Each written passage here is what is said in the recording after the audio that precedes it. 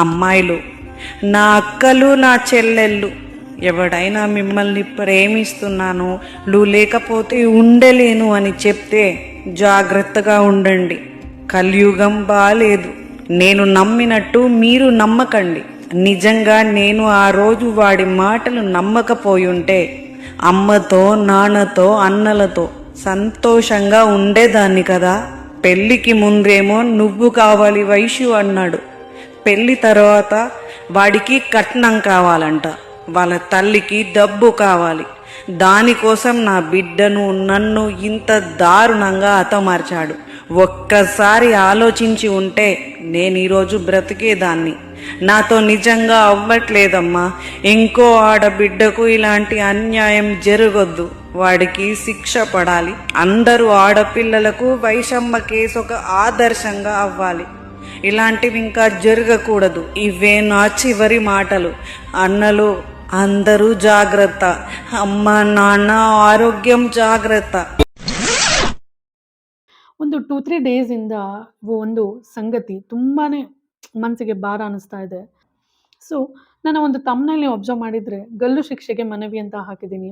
ನಿಜವಾಗ್ಲೂ ನನ್ನ ಮನಸ್ಸಾರ ಒಬ್ಬ ವ್ಯಕ್ತಿಗೆ ಗಲ್ಲು ಶಿಕ್ಷೆ ಆಗಲಿ ಅಂತ ಫಾರ್ ದ ಫಸ್ಟ್ ಟೈಮ್ ನಾನು ರಿಕ್ವೆಸ್ಟ್ ಮಾಡ್ಕೊತಾ ಇದ್ದೀನಿ. ಆತನ ಹೆಸರು ಹರೀಶ್ ಬಾಬು ಅಂತ. ಅವನು ಈ ಭೂಮಿ ಮೇಲೆ ಬದುಕಿರ್ಲಿಕ್ಕೆ ಯೋಗ್ಯತೆ ಇಲ್ಲದ ಮನುಷ್ಯ ಅಂತ ನನಗನ್ಸುತ್ತೆ. ಒಂದು 2-3 ದಿನದಿಂದ ತುಂಬಾ ಒಂದು ಡಿಸ್ಟರ್ಬ್ ಆಗಿರುವಂಥ ಒಂದು ವಿಷಯ. ತುಂಬಾ ಒಂದು ಬೇಜಾರಾಯಿತು. ಎಂಥ ಒಂದು ಪರಿಸ್ಥಿತಿಯಲ್ಲಿ ಒಂದು ಹೆಣ್ಣು ಮಗಳನ್ನು ಆತ ಕೊಲೆ ಮಾಡಿದ್ದಾನೆ ಅಂದರೆ, ಆತ ಗರ್ಭಿಣಿಯಾದಂಥ ಹೆಂಡತಿ, ಅಂದರೆ ಅವಳು 5 ತಿಂಗಳ ಪ್ರೆಗ್ನೆಂಟ್ ಆಗಿರ್ತಾಳೆ. ಅಂಥ ಸಮಯದಲ್ಲಿ ಹರೀಶ್ ಬಾಬು ಅನ್ನೋ ವ್ಯಕ್ತಿ ವೈಷ್ಣವಿ ಅನ್ನೋ ಹುಡುಗಿ, ಅಂದರೆ ಅವನ ಹೆಂಡತಿನ ಸಾಯಿಸಿದ್ದಾನೆ. ಸೊ ಇಂದು ಕೇಳಿ ತುಂಬಾ ಒಂದು ಶಾಕ್ ಆದಂಥ ಒಂದು ವಿಷಯ ಅಂತ ಹೇಳ್ಬೋದು. ತೆಲುಗು ಪೇಜ್ಗಳನ್ನ ಫಾಲೋ ಮಾಡೋರಿಗೆ ಗೊತ್ತಾಗಿರುತ್ತೆ ಎಂಥ ಒಂದು ಪರಿಸ್ಥಿತಿಯಲ್ಲಿ ಇದ್ದಾರೆ ಅಂತ ಅಂದ್ಬಿಟ್ಟು ಅವರ ಒಂದು ಫ್ಯಾಮಿಲಿ. ಈಗ ವೈಷ್ಣವಿಯವರ ಫ್ಯಾಮಿಲಿ ನಿಜವಾಗ್ಲೂ ಕರಳು ಹಿಂಡುತ್ತೆ ಈ ಕತೆ ಕೇಳಿದ್ರೆ. ಮತ್ತು ತಾಯಿ ಆಕ್ರಂದನ ಮುಗಿಲು ಮುಟ್ಟಿದೆ ಅಂತ ಹೇಳ್ಬೋದು. ಅವರ ಫ್ಯಾಮಿಲಿ ಅಣ್ಣ ತಮ್ಮಂದಿರೋ ಒಂದು ನೋವು ಹೇಳಲಿಕ್ಕಾಗೋದು. ವೈಷ್ಣವಿಯ ಅಣ್ಣಂದರು ವೈಷ್ಣವಿಯ ಸಮಾಧಿಯ ಮೇಲೆ ಮಲಗಿ ಅಳ್ತಾ ಇದ್ದಾರೆ ಮತ್ತು ವೈಷ್ಣವಿಯ ಇಷ್ಟವಾದಂಥ ತಿಂಡಿಗಳನ್ನ ಮಾಡ್ಕೊಂಡು ಹೋಗಿ ವೈಷ್ಣವಿಗೆ ಒಂದು ಸರಿ ಎದ್ದೇಳಮ್ಮ, ನೀನು ತಿನ್ನು, ನಿನಗೆ ಇಷ್ಟವಾದ ತಿಂಡಿ ತಂದಿದ್ದೀನಿ ಅಂತಂದ್ಬಿಟ್ಟು ತಿನ್ನಿಸ್ತಾ ಇದ್ದಾರೆ. ನಿಜವಾಗ್ಲೂ ಈ ಒಂದು ವಿಡಿಯೋಸ್ ನೋಡ್ತಾ ಇದ್ರೆ ಕರಳು ಕಿತ್ತು ಬರುತ್ತೆ. ವೈಷ್ಣವಿ ಈಕೆ 18 ವರ್ಷದ ಹುಡುಗಿ. 9 ತಿಂಗಳ ಹಿಂದೆ ಪ್ರೀತಿ ಮಾಡಿ ಮದುವೆ ಆಗ್ತಾಳೆ. ವೈಷ್ಣವಿ ತಂದೆ ತಾಯಿಯ ಮುದ್ದಿನ ಮಗಳು ಮತ್ತು ಇಬ್ಬರು ಅಣ್ಣಂದ್ರು ಇರ್ತಾರೆ. ಬಟ್ ತುಂಬ ಒಂದು ಪ್ರೀತಿಯಿಂದ ಸಾಕಿರ್ತಾರೆ. ಅವರ ಕುಟುಂಬಕ್ಕೆ ಅವರ ಒಂದು ಸಂಬಂಧಿಕರು ಅಂದರೆ ಕಸಿನ್ಸ್ ಅಂತ ಏನಿರ್ತಾರೆ, ಅಷ್ಟರಲ್ಲಿ 13 ಜನ ಅಣ್ಣಂದ್ರೂ ಒಂದು ಕೊನೆಗೆ ಒಂದು ಹೆಣ್ಮಗು ಆಗುತ್ತೆ ಅವರ ಒಂದು ಫ್ಯಾಮಿಲಿಗೆ. ಆಗ ಅವ್ರು ಪಟ್ಟಂಥ ಖುಷಿ ಅಷ್ಟಿಷ್ಟಲ್ಲ. ಅಷ್ಟೆಲ್ಲ ಸಂತೋಷದಿಂದ ಪ್ರೀತಿಯಿಂದ ಮಗಳನ್ನು ಸಾಕ್ತಾರೆ. ತಂಗಿ ಮೇಲೆ ತುಂಬಾ ಎಲ್ರಿಗೂ, ಎಲ್ಲ ಅಣ್ಣಂದ್ರಿಗೂ ಒಂದೇ ರೀತಿಯ ಪ್ರೀತಿ, ತುಂಬಾ ಒಂದು ಪ್ರೀತಿಯಿಂದ ತಂಗಿನ ನೋಡ್ಕೊತಾ ಇರ್ತಾರೆ. ಸೊ ಆಗ 18 ವರ್ಷ ತುಂಬಿದಂಥ ವೈಷ್ಣವಿಗೆ ಒಬ್ಬ ಅಪರಿಚಿತನ ಪರಿಚಯ ಆಗುತ್ತೆ. ಸೊ ಆತ ತುಂಬಾ ಒಂದು ಲವ್ ಮಾಡ್ತೀನಿ ಅಂತ ಹಿಂದೆ ಬಿದ್ರೂ ಸಹ ವೈಷ್ಣವಿ ಅಷ್ಟು ಈಸಿಯಾಗಿ ಒಪ್ಕೊಂಡಿರಲ್ಲ. ಬಟ್ ಫೈನಲಿ ಒನ್ ಡೇ ಆತ ವಿಷ ಕುಡಿತೀನಿ ನೀನು ಸಿಕ್ಕಿಲ್ಲ ಅಂತ ಅಂದ್ಬಿಟ್ಟು ಒಂದು ಬೆದರಿಕೆಯನ್ನು ಇಡ್ತಾನೆ ವೈಷ್ಣವಿ ಹತ್ರ. ಆಗ ತನಗೋಸ್ಕರ ಪ್ರಾಣ ಕೊಡುವಂಥ ವ್ಯಕ್ತಿ ಅಂತ ಅಂದ್ಬಿಟ್ಟು ನಂಬಿ ಆತನನ್ನು ವೈಷ್ಣವಿ ಮದುವೆ ಆಗ್ತಾಳೆ. ಆದರೆ ಎರಡೂ ಮನೆಯಲ್ಲೂ ಅವರ ಮದುವೆಗೆ ಸಮ್ಮತಿ ಇರೋದಿಲ್ಲ. ವೈಷ್ಣವಿನ ಆತನ ಮನೆಗೆ ಕರ್ಕೊಂಡು ಹೋಗ್ತಾನೆ. ಬಟ್ ಹರೀಶ್ ಬಾಬು ಅವರ ತಾಯಿ ಲಕ್ಷ್ಮಿ ಯಾವುದೇ ಕಾರಣಕ್ಕೂ ಈ ಮದುವೆನ ಒಪ್ಪೋದಿಲ್ಲ. ಯಾಕೆ ಅಂತಂದ್ರೆ ಅವರಿಗೆ ಒಂದು ವರದಕ್ಷಿಣೆಯ ಪಿಡುಗಿರುತ್ತೆ. ಸೊ ವರದಕ್ಷಿಣೆ ಸಿಗುವಂಥ ಹುಡುಗಿನ ಬಿಟ್ಟು ಈ ಹುಡುಗಿನ ಮದುವೆ ಮಾಡ್ಕೊಂಬಂದಿದೆಯಾ ಅಂತ ಅಂದ್ಬಿಟ್ಟು ತುಂಬಾ ಒಂದು ಹೇಟ್ ಮಾಡ್ತಾರೆ ವೈಷ್ಣವಿನ ಮತ್ತು ಹರೀಶ್ ಬಾಬುನ. ಸೊ ಫೈನಲಿ ಅವರು ಹೊರಟೋಗೋದು ವೈಷ್ಣವಿಯವರ ಮನೆಗೆ. ವೈಷ್ಣವಿ ಒಬ್ಬಳೆ ಮಗಳು. ಅವ್ರ ತಂದೆ ತಾಯಿಗೂ ಸಹ ಇಷ್ಟ ಇರೋದಿಲ್ಲ ಈ ಮದುವೆ, ಅವರು ಸಮ್ಮತಿ ಕೊಟ್ಟಿರೋದಿಲ್ಲ. ಆದರೂ ಸಹ ಮಗಳು ಮದುವೆ ಆಗಿ ಮನೆ ಬಾಗಿಲಿಗೆ ಬಂದುಬಿಟ್ಟಿರ್ತಾಳೆ. ಹಾಗಾಗಿ ಹೊರಗಡೆ ಎಲ್ಲೋ ಇರೋ ಬದಲು ಮಗಳನ್ನ ಮನೇಲೇ ಇಟ್ಕೊಳ್ಳೋಣ ಅಂತಂದ್ಬಿಟ್ಟು ಅವಳಿಗೆ ಒಂದು ಪ್ರತ್ಯೇಕ ಕೊಠಡಿನ ರೆಡಿ ಮಾಡಿಸಿ ಅಳಿಯ ಮತ್ತು ಮಗಳನ್ನು ಮನೆಯಲ್ಲೇ ಇಟ್ಕೊತಾರೆ. ಮತ್ತು ಅವರ ವೈಷ್ಣವಿಯ ಅಣ್ಣಂದರು ದೂರದ ಹೈದರಾಬಾದ್ನಲ್ಲಿ ಕೆಲಸ ಮಾಡ್ತಿರ್ತಾರೆ.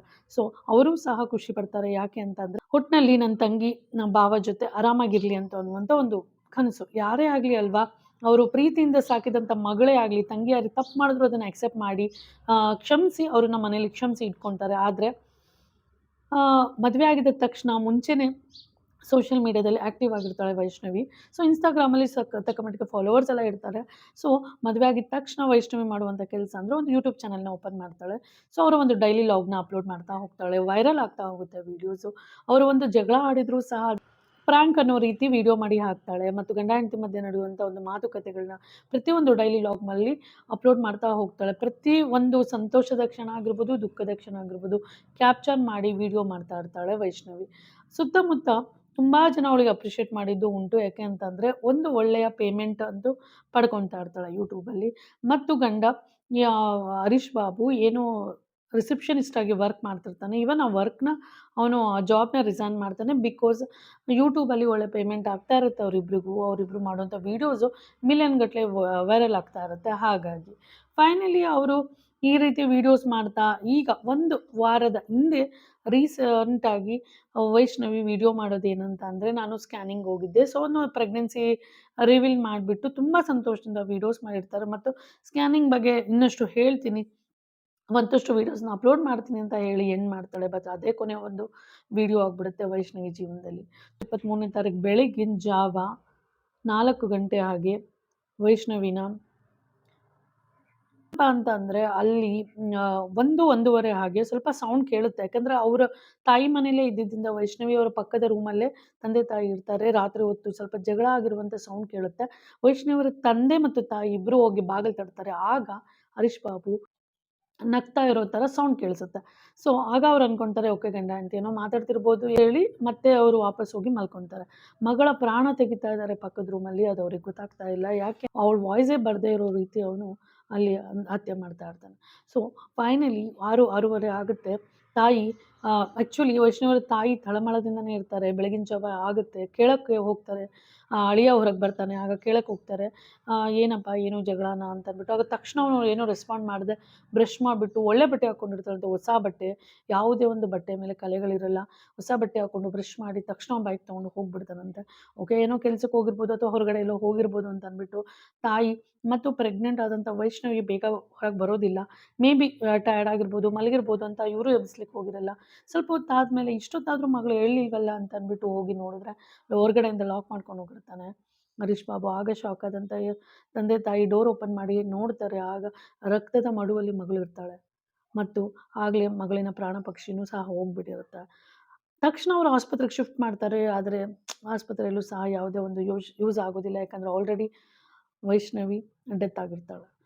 ಎಸ್ಕೇಪ್ ಆದಂಥ ಹರೀಶ್ ಬಾಬುಗೆ ಪೊಲೀಸರು ಹಿಡಿದು ಒಳಗಾಕಿದ್ದಾರೆ ಮತ್ತು ಅವಳ ತಾಯಿ ಸಹ ಎಸ್ಕೇಪ್ ಆಗಿದ್ದಾರೆ. ಇನ್ನೂ ಸದ್ಯಕ್ಕೆ ಸಿಕ್ಕಿಲ್ಲ ಅಂತ ಹೇಳ್ತಾ ಇದ್ದಾರೆ. ಮತ್ತು ಹರೀಶ್ ಬಾಬು ಅವರ ಬ್ರದರ್ಸ್ ಮೇಲೂ ಸಹ ಕೇಸ್ ಆಗಿದೆ. ಯಾಕೆ ಅಂತಂದರೆ ಅವರು ಸಹ ಅವನಿಗೆ ಹರೀಶ್ ಬಾಬುಗೆ ಇನ್ಫ್ಲೂಯೆನ್ಸ್ ಮಾಡ್ತಾ ಇರ್ತಾರೆ. ದಟ್ ವರದಕ್ಷಿಣೆ ತರುವಂಥ ಹುಡುಗಿ ಬೇಕು, ಈ ಹುಡುಗಿನ ಬಿಟ್ಟು ಬಂದುಬಿಡು ಅಥವಾ ಏನೋ ಆ ರೀತಿ ಏನೋ ಒಂದು ಇನ್ಫ್ಲೂಯೆನ್ಸ್ ಮಾಡಿದ್ದಾರೆ ಅನ್ನುವಂಥದ್ದು ಒಂದು ಕೇಸಲ್ಲಿ ಹೊರಗೆ ಬಂದಿದೆ. ಸೊ ಹಾಗಾಗಿ ಅವರಿಗೂ ಸಹ ಒಂದು ಸರ್ಚ್ ನಡೀತಾ ಇದೆ ಅಂತ ಹೇಳ್ತಿದ್ದಾರೆ. ಬಟ್ ಹರೀಶ್ ಬಾಬು ಈಗ ಕಸ್ಟಡಿಲಿ ಇದ್ದಾನೆ. ಬಟ್ ನನಗನ್ಸೋ ಪ್ರಕಾರ ಆತ ಈ ಭೂಮಿ ಮೇಲೆ ಒಂದು ನಿಮಿಷ ಬದುಕಲಿಕ್ಕೂ ಅವನಿಗೆ ಯೋಗ್ಯತೆ ಇಲ್ಲ ಅಂತ ಅಂದ್ಬಿಟ್ಟು ನಂಬಿ ಪ್ರೀತಿಸಿ ಅವನೇ ಹಿಂದೆ ಬಿದ್ದು ಮದುವೆ ಆಗಿ ಈ ರೀತಿ ಒಂದು ಅವಳ ಪ್ರಾಣವನ್ನೇ ತೆಗೆಯುವಂಥ ಪಾಪಿ ಆಗಿದ್ದಾನೆ ಅಂದರೆ ಎಂಥ ಮನುಷ್ಯ ಇರ್ಬೋದು ನೀವೇ ಊಹೆ ಮಾಡಿ. ನಿನಗೋಸ್ಕರ ಜೀವ ಕೊಡ್ತೀನಿ ಅಂತಂದಂಥ ಮನುಷ್ಯ ಇವತ್ತು ಜೀವ ತೆಗೆದುಬಿಟ್ಟು ಜೈಲಲ್ಲಿದ್ದಾನೆ. ಏನಪ್ಪ ಅಂತಂದರೆ ಯಾರ್ದೋ ಮಗಳು, ಯಾರ್ದೋ ತಂಗಿ, ಎಷ್ಟೋ ಒಂದು ಪ್ರೀತಿಯಿಂದ ಬೆಳೆಸಿರ್ತಾರೆ ಅವ್ರ ತಂದೆ ತಾಯಿ ಆಗಿರ್ಬೋದು. ಅವರ ಅಣ್ಣಂದ್ರ ಕನಸಲ್ಲಿ ತಂಗಿ ಮೇಲೆ ಇರುವಂಥ ಪ್ರೀತಿ ಹೇಳಲಿಕ್ಕಾಗೋದು. ನಿಜವಾಗ್ಲೂ ದಯವಿಟ್ಟು ಪ್ರತಿಯೊಬ್ಬರು ಯೋಚನೆ ಮಾಡಿ ಸಂಗಾತಿನ ಆರಿಸ್ಕೊಳ್ಳಿ. ಅಪರಿಚಿತರ ಪರಿಚಯ ತುಂಬಾ ಡೇಂಜರಸ್ ಆಗಿರುತ್ತೆ.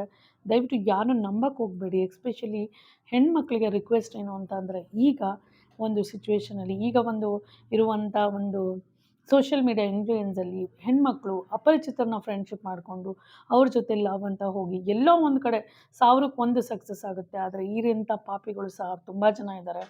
ಹಾಗೆ ಪ್ರೀತಿಸೋರು ನಿನಗೋಸ್ಕರ ಜೀವ ಕೊಡ್ತೀನಿ ಅಂತ ಅಂದ್ಬಿಟ್ಟು ಬೆದರಿಕೆ ಆಗಿ ಮದುವೆ ಆಗೋದಿಲ್ಲ. ಆ ರೀತಿ ಹೇಳುವಂಥ ವ್ಯಕ್ತಿ ಮುಂದೆ ಜೀವ ತೆಗಿಯೋಕ್ಕೂ ರೆಡಿ ಇರ್ತಾನೆ ಅಂತ ಗೊತ್ತಾಯ್ತಲ್ಲ ಫ್ರೆಂಡ್ಸ್ ಈ ಕಥೆಯಿಂದ.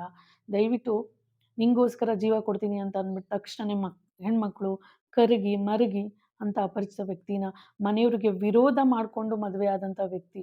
ಸೊ ಮನೆಯವ್ರನ್ನ ಯಾವ ಒಂದು ವಿಷಯಕ್ಕೆ ವಿರೋಧ ಮಾಡ್ಕೊತಿದ್ವಿ, ಎಂಥ ವ್ಯಕ್ತಿ ಜೊತೆ ಬಾಳಲಿಕ್ಕೆ ನಾವು ಮನೆಯವ್ರನ್ನ ವಿರೋಧ ಮಾಡ್ಕೊತಿದ್ವಿ, ಇದರ ಬಗ್ಗೆ ಗಮನ ಹರಿಸಿ ನಿಮ್ಮ ಕೈಲಿ ಆಗಲಿಲ್ವಾ ಅಂದರೆ ಆ ಒಂದು ತಂದೆ ತಾಯಿಯ ಒಂದು ಸಲಹೆ ಪಡ್ಕೊಳ್ಳಿ. ಪ್ರತಿಯೊಬ್ಬ ಯುವತಿಗೂ ರಿಕ್ವೆಸ್ಟ್ ಏನಪ್ಪ ಅಂದರೆ ಈ ರೀತಿ ಒಂದು ದಾರುಣ ಅಂತ್ಯ ಯಾರಿಗೂ ಬರಬಾರ್ದು ಮತ್ತು ಅವ್ರ ತಂದೆ ತಾಯಿ ನೋವು ಹೇಳಲಿಕ್ಕಾಗಲ್ಲ. ಸೋಷಿಯಲ್ ಮೀಡಿಯಾದಲ್ಲಿ ಒಂದು ಇನ್ಸ್ಟಾಗ್ರಾಮಲ್ಲಿ ಆಗಿರ್ಬೋದು, ಯೂಟ್ಯೂಬಲ್ಲಿ ಆಗಿರ್ಬೋದು ವೈರಲ್ ಆಗ್ತಿರುವಂಥ ಈ ವಿಡಿಯೋಸ್ ನೋಡಿದ್ರೆ ನಿಜದಲ್ಲಿ ತುಂಬಾ ಬೇಜಾರಾಗುತ್ತೆ ಫ್ರೆಂಡ್ಸ್.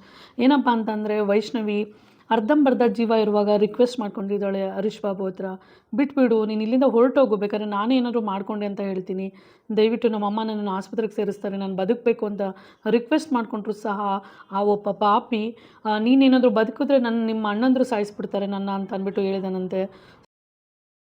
ಬಟ್ ಪೊಲೀಸ್ ಕಸ್ಟಡಿಯಲ್ಲಿ ಇರೋ ತನಕನೇ ಅವನು ಸೇಫ್ ಆಗಿರ್ತಾನೆ. ಹೊರಗಡೆ ಬಂದಿದ್ದರೆ ಇಷ್ಟೊತ್ತಿಗೆ ಅವರ ಒಂದು ಅಣ್ಣಂದರು ಅವನಂತೂ ಜೀವಂತವಾಗಿ ಬಿಡ್ತಾ ಇರಲಿಲ್ಲ. ಇಷ್ಟೆಲ್ಲ ಆದಮೇಲೂ ಇಷ್ಟೆಲ್ಲ ಒಂದು ಕಥೆಗಳನ್ನ ನೋಡ್ತಾ ಸಮಾಜದಲ್ಲಿ ಈಗಲೂ ಸಹ ಹೆಣ್ಮಕ್ಳು ಅರ್ಥ ಮಾಡ್ಕೊಂಡಿಲ್ಲ ಅಂದರೆ ಅವ್ರ ಜೀವನ ಈ ರೀತಿ ತುಂಬಾ ಒಂದು ಕಷ್ಟ ಆಗುತ್ತೆ. ಇದು ವೈಷ್ಣವಿಯ ಜೀವ ಅಷ್ಟೇ ಅಲ್ಲ, ಇಡೀ ಮನೆಯವರ ಒಂದು ನೋವು ಸಂಕಟ ಹೇಳಲಿಕ್ಕಾಗಲಿಲ್ಲ. ಸೊ ಆ ಒಂದು ಕುಟುಂಬನೇ ಒಂದು ಕಣ್ಣೀರಲ್ಲಿ ಕೈ ತೊಳಿತಾ ಇದೆ ಅಂತ ಹೇಳ್ಬೋದು.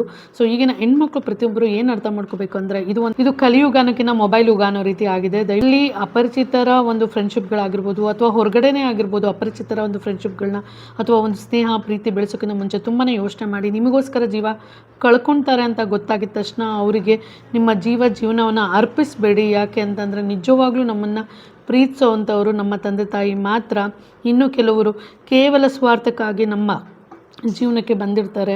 ದಯವಿಟ್ಟು ಎಲ್ಲ ಹೆಣ್ಮಕ್ಳಿಗೂ ಒಂದು ರಿಕ್ವೆಸ್ಟ್ ಏನಂದರೆ, ತಂದೆ ತಾಯಿಯ ಆಶೀರ್ವಾದ, ಅವರ ಒಂದು ಮಾತಿಲ್ಲದೆ ನಿಮ್ಮ ಒಂದು ನಿರ್ಧಾರಗಳನ್ನ ತೊಗೊಳಕ್ಕೆ ಹೋಗಬೇಡಿ. ಮತ್ತು ತೊಗೊಂಡ್ರೂ ಅದನ್ನು 1000 ಸರಿ ಪರೀಕ್ಷಿಸಿ ತೊಗೊಳ್ಳಿ. ಇಲ್ಲ ಅಂತಂದರೆ ಈ ರೀತಿ ಒಂದು ಆಗುವಂಥ ಚಾನ್ಸಸ್ ಜಾಸ್ತಿ ಇದೆ.